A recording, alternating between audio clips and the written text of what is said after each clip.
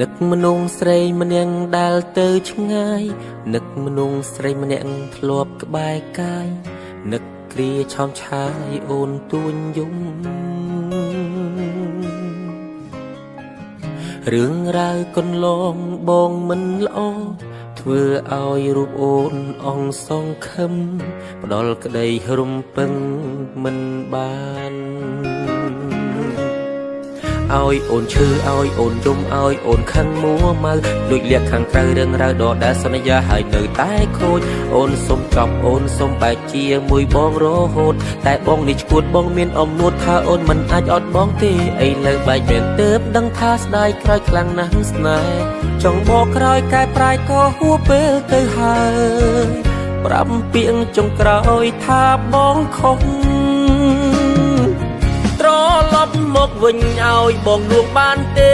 សុំទូមាសមេបងកំពុងតែនឹកអូននឹកសំលេងឆ្លោះនឹកសំលេងទុនភ្លុនធ្លាប់លឺពីមុនពេលនេះបាត់អូនទៅណាឆាតទូរស័ព្ទបងអីលើលែងមានឈ្មោះអូនពេលនេះស្ងាត់សូនគ្មានអ្នកនាំរឿងឆ្លោះគ្នា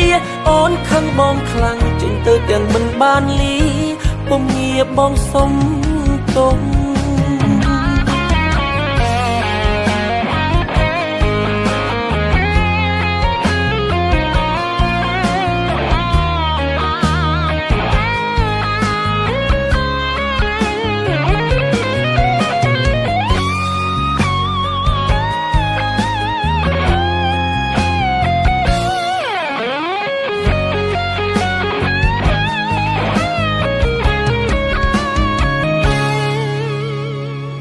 បើសិនមានឱកាស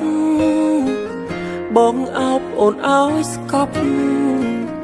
អោបអូនឲ្យជាប់លែងឲ្យទៅណាគ្រប់យ៉ាងបានត្រឹមគិតរឿងពិតបាត់ជីវ៉ាបេះដូងរៀមរាត្រូវការអូត្រឡប់មកវិញឲ្យបងលួងបានទេ